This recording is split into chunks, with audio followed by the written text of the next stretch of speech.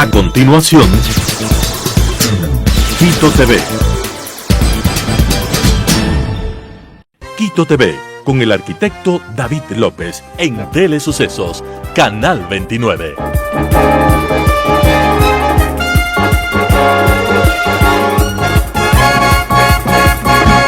¿Qué tal, amigos, amigas? Bienvenidos a Quito TV, el espacio de la ciudad a través de Telesucesos y sus distintas frecuencias: 29, 29.1, televisión abierta, 73 en Stream TV Cable, 43 Claro TV, Canal 6 Cable Unión, Alfa TV, y también nos pueden seguir desde cualquier parte del mundo, www.telesucesos.net, o ver este video que lo subimos luego de su emisión al aire a YouTube como Telesucesos HD.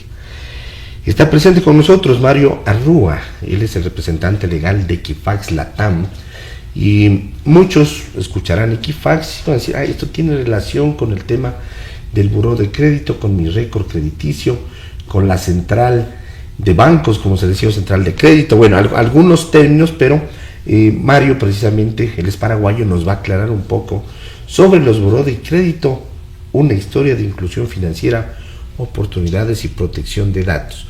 No es malo estar dentro del buró de crédito, sino realmente eso nos determina calificando cuál es un historial, cuál es nuestra capacidad de pago, cuál es nuestro historial crediticio, como un beneficio realmente para la gente que termina cumpliendo cada una de las cosas, ¿no? Así es, David, y la verdad que sumamente contento de poder venir a compartir con ustedes.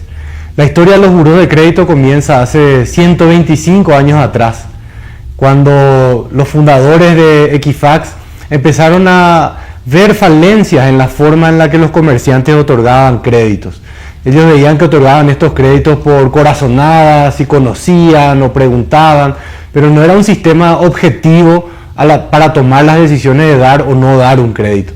Entonces lo que ellos hicieron fue empezar a recopilar información de cómo las personas iban pagando sus créditos, o los que ya tenían vigentes, y después compartían esta información en la guía del comerciante. Esto en 1899, hace 125 años atrás. Y desde entonces Equifax vino evolucionando y recopilando más información para crear el historial crediticio de las personas. Y en realidad lo que nosotros hacemos es ayudarles a contar su historia a las personas. Cuando uno quiere acceder al crédito, es sumamente importante que alguien más pueda validar toda la información que yo estoy diciendo. Mi nombre, dónde trabajo, cómo pagué antes los créditos. Y entonces con esa información, el comerciante o la entidad que me va a financiar a crédito puede confiar en mí y me da los bienes como para que yo pueda, o los bienes o el dinero como para que yo pueda progresar. Correcto, es decir, esto sirve, en este caso, es una herramienta que utilizan las entidades financieras, básicamente, o dentro de sus servicios, para otorgar los créditos. Antes pasaba, incluso yo diría hasta recientemente, que si soy amigo del gerente de un determinado banco, entonces el gerente de ese determinado banco dice: no, es buena persona, lo conozco de toda la vida, denle nomás un crédito, ¿no? Exacto. Pero no se tenía en cuenta este buró de crédito, en este caso Equifax, por ejemplo. Claro, y lo que pasaba antes también es que se daban los créditos, como vos decías, en base a corazonada y ese tipo de cosas. ¿En qué terminaba eso? En que el otorgamiento del crédito se hace de manera totalmente dispar. Entonces a personas que tienen un perfil similar, a uno se le daba, al otro no se lo daba. Entonces había como una discriminación. Después, que solamente al otorgar crédito a quien yo ya le conozco, hay toda una masa de gente que se va incorporando al mercado comercial, al mercado laboral, y que nadie lo conoce y no pueden ser incluidos, que encuentran una barrera muy grande para acceder al crédito por primera vez.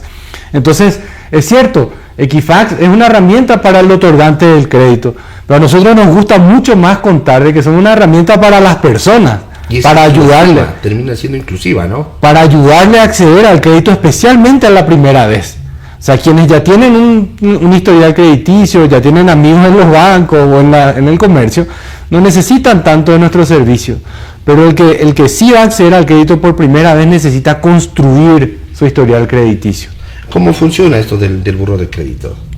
El buró de crédito recibe información de distintas fuentes, de información pública, de información de la Superintendencia de Bancos.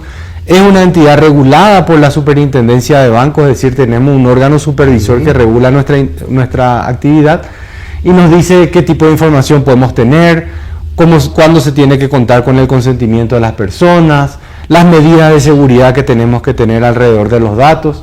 Entonces recibimos la información de distintas fuentes y gracias a la tecnología que nosotros tenemos de Big Data, inteligencia artificial, vamos creando productos que utilizan nuestros clientes para tomar mejores decisiones crediticias. Es de ida y vuelta, ¿no? Es decir, por ejemplo, los bancos emiten cierto tipo de información, esa ustedes la recopilan y después cuando los bancos o otra entidad financiera lo necesita, la pueden obtener. Exacto, porque los datos son solamente el combustible, el material inicial. Nosotros recibimos ese material de todas las entidades y lo que hacemos es organizar esta información, incluirla en nuestros productos de manera tal a que sea que les permita tomar estas decisiones. Es inteligencia. Entonces ya no es solamente el dato, sino es que sacar conclusiones de los datos y accionables para las entidades. Hay que tener claro que el buró de crédito no es el que otorga los créditos. Totalmente, ese también es un mito que está arraigado, como que no, desde el buró dijeron que sí, desde el buró dijeron que no. Cada entidad financiera o cada comercio tiene una política crediticia. Son ellos los que definen qué riesgo van a asumir a la hora de otorgar el crédito. Y obviamente en base a ese riesgo que ellos deciden asumir, entonces la información que nosotros le brindamos sencillamente se compara contra la política crediticia que ellos tienen. Entonces ellos dicen, a partir de este score voy a otorgar, a partir de este score no voy a otorgar. Pero el score es lo que es la traducción en forma numérica de lo que está en el reporte crediticio de una persona. Así es. Ahora, ¿cómo se construye un historial de crédito? Y yo le sumaría ahí, ¿cómo se reconstruye además?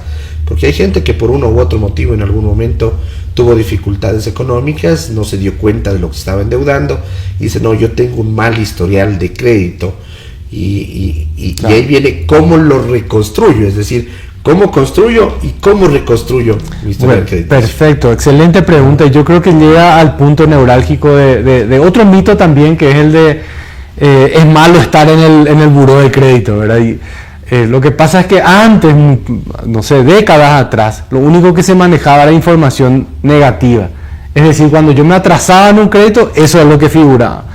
Ya Ecuador fue uno de los primeros países en adoptar lo que es la información positiva. Es decir, figura también los créditos que yo pago bien.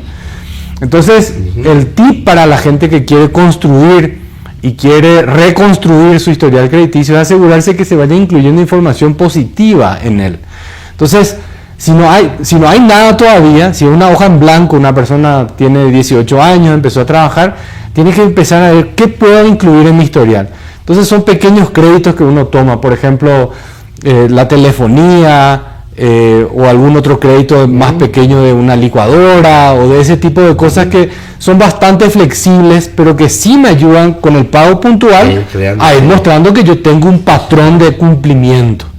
Ahora, dentro de la reconstrucción podemos poner cosas positivas, es decir, alguien estuvo fallando en un crédito, pero si yo refinancio, digamos, esa deuda con el banco, con una entidad financiera, y es un aspecto positivo, Totalmente. porque estoy dando la cara ante una entidad. Entonces, en vez de esconderme, porque hay gente, y hay que decirlo, termina escondiendo, no, me están llamando del banco, de la tarjeta de crédito, me voy a esconder, todo eso termina siendo negativo. Exacto. Pero si yo voy y digo, si saben que en este momento no tengo cómo pagar, pero si usted me refinancia, ya es un aspecto positivo. Exacto, totalmente. Y lo más importante es tener en cuenta que el historial crediticio simplemente refleja la situación de una persona. Entonces, escondiendo el historial o eliminando el historial no se soluciona absolutamente nada.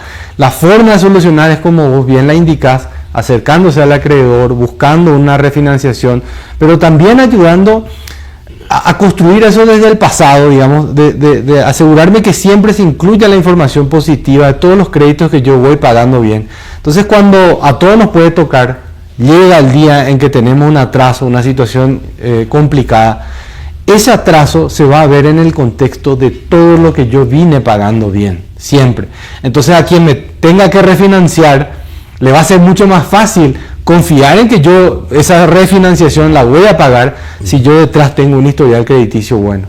Cuando una persona termina entrando al buró de crédito, es decir, cuando yo saco una cuenta, por ejemplo, en algún banco, ya paso a formar parte y a tener un historial crediticio es así, porque también se habla de gente que no consta en el buró de crédito. Exacto. Y puede ser porque nunca se sacó un crédito, nunca en algún almacén, como usted decía, para comprar una licuadora, una refrigeradora, nunca fui y me la dieron a crédito. Ingreso al buró de crédito cuando, por ejemplo, abro una cuenta. Claro, cuando uno abre una cuenta, cuando uno activa un servicio, cuando uno empieza a operar comercialmente o en el mercado de créditos, es cuando se abre una ficha en el buró de crédito. También nosotros recibimos información de fuente pública y puede que la ficha se abra sin la transacción, entonces lo que consta ahí es una hoja en blanco, ¿verdad? Entonces es la tarea de uno el asegurarse de que la información que vaya a constar sea buena, sea positiva.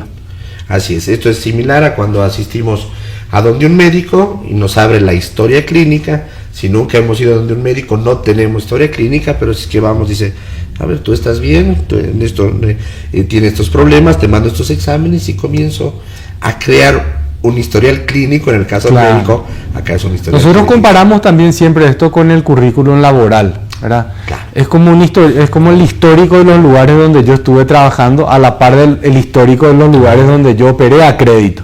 Entonces, lo que uno siempre busca es que no importa a quién le llamen a preguntar, siempre van a dar buenas referencias de mi gestión, de mi trabajo, o en este caso, de cómo yo fui pagando estos créditos. Entonces, con el mismo celo que uno cuida su currículum laboral, uno debería estar cuidando su currículum crediticio. Ahora, algo que es importante y que lo manejan ustedes como Equifax es el tema de la protección de datos. Aquí existe también ya una ley desde el año pasado, me parece, ya su ejecución, porque esto realmente se aprobó hace cerca de 3 años y de ahí se dio un plazo de 48 meses para que se ejecute esta ley de protección de datos personales. Eso es un compromiso básico de ustedes. Totalmente. Equifax es una empresa que opera en más de 25 países del mundo. Y en todos los países donde opera busca tener los estándares más altos en términos de protección de datos personales. Entonces, no importa que en el país haya o no haya, nosotros tenemos un compromiso global de cumplir o exceder las leyes en términos de protección de datos. Y no solo de protección de datos es darle el acceso a la persona cuando lo pide, darle las explicaciones sobre cuál es la información que tenemos, usar la información con su consentimiento o con otra autorización cuando eso se requiere. Pero acá lo más importante, y yo creo que es el diferenciador de Equifax, es la seguridad de la información. Equifax tiene una certificación ISO 27001, que es una certificación a nivel global para todas sus operaciones, donde nos aseguramos de que ese activo, que esa información que es lo más importante para las personas, lo más importante para los comercios, mientras esté con nosotros, esté guardada de la forma más segura posible. En ese sentido, por ejemplo, ¿quién puede solicitar un historial de crédito de una persona? Por ejemplo, de mi persona, ¿puedo ir yo de manera personal o las entidades financieras dependerían? No puede ir cualquier persona y solicitar con mi número de cédula, por ejemplo. Claro, exacto. Entonces, la ley nos impone a nosotros varias medidas sobre quiénes pueden ser nuestros clientes, qué documentos tienen que mostrar, cómo se van a dar de alta, cuáles son los canales por los cuales esa comunicación se va, y obviamente el tema del consentimiento del titular del dato para recabar esa información sobre él. A las personas individuales que quieran ejercer su derecho de acceso, se pueden acercar a nosotros y nosotros previamente validamos la identidad de la persona y obviamente con mucho gusto le mostramos la información que tenemos sobre ellos. Eso es bueno. ¿Cómo lo ven ustedes la situación de Ecuador en temas de esto? El Ecuador, si podemos dar una calificación en su gente, ¿qué tanto cumple, por ejemplo, los parámetros de pago de créditos? Nosotros en toda la información que tenemos siempre vemos a Ecuador a la vanguardia. Como yo decía antes, fue uno de los primeros países que adoptó la información positiva. Tiene una ley robusta de protección de datos personales que se aprobó algunos años atrás, ya está reglamentada, ya tiene puesta una agencia de protección de datos personales. También nos regula la Superintendencia de Bancos, que es una entidad que conoce el valor que tienen los buros de crédito para el dinamismo de la economía. En todos los indicadores que nosotros vemos, en líneas generales, el patrón de cumplimiento del ecuatoriano es muy bueno versus de los demás países de América Latina. Así que nosotros como empresa multinacional estamos sumamente contentos de poder operar en el país. Creemos que todavía hay muchas cosas más por hacer de incluir financieramente a más ecuatorianos. Y eso no solamente es darle el crédito por primera vez a alguien que no tiene, sino a aquellos que ya acceden al crédito, que accedan al crédito en mejores condiciones. Es decir, más rápido, con mayor plazo o con menores garantías. Es decir, ese es nuestro compromiso con el Ecuador, que es ayudarle a todos los ecuatorianos a alcanzar su mayor capacidad financiera. Ustedes están calificados, como ya lo dice, o regentados por la Superintendencia de Bancos. Antes se llamaba Superintendencia de Bancos, Cooperativas, Instituciones Financieras, Seguros y Reaseguros. Ahora, por ejemplo, el tema de las cooperativas está regentado por la economía popular y solidaria, pero significa que esto es un hecho transversal. Las cooperativas utilizan también el tema del buro de crédito, como sí. Las casas comerciales. Hay muchas de estas que dicen: otorgamos crédito directo, venga y saque su refrigeradora, ¿no? A tantos meses, con crédito directo, solo con presentar la cédula. Significa que ellos también tienen la posibilidad de acceder al récord crediticio que tenemos. Exacto, nosotros trabajamos con todos los sectores de la economía, obviamente las entidades financieras, las cooperativas, las casas comerciales, todas ellas tienen políticas de crédito diferentes, ¿verdad? Obviamente no es lo mismo el crédito que otorga un banco del que va a otorgar una casa comercial que está dispuesta a lo mejor a asumir mayores riesgos. Pero acá el común denominador es que estas entidades reciben información objetiva. Entonces nosotros presentamos la información tal cual la recibimos, y entonces eso le permite tomar esas decisiones mucho más informadas, mucho más ecuánimes. Imagínate si, por ejemplo, una casa comercial que tiene sucursales en Cuenca, en Quito, en Guayaquil, en muchas ciudades, va a depender en el otorgamiento del crédito de las personas que están ahí, ¿verdad? Si le conozco, no le conozco, y a lo mejor uno tiene un criterio, el otro tiene un criterio distinto. Entonces a lo mejor el nivel de morosidad en Cuenca va a ser muy distinto del que tengan en Quito, ¿verdad? Así es. Entonces la forma de hacer que eso sea ecuánime, que no sea discriminatoria, de que sea justa, es utilizar esta información objetiva en todos los locales del país, y de esa manera uno se asegura de que el otorgamiento del crédito sea justo. De esa manera, y en base a todo lo que hemos hablado el día de hoy, nos damos cuenta que es una herramienta clave el tema de el historial crediticio o el buró de crédito. Exacto, nosotros nos vemos como el intermediario entre el que quiere otorgar un crédito y el que quiere recibir el crédito. No son los que entregan, ya lo dijimos, pero son un intermediario, ¿no? Y ayudamos a que esas partes puedan concretar negocios. Muy bien, Mario, queremos agradecerle por haber estado aquí.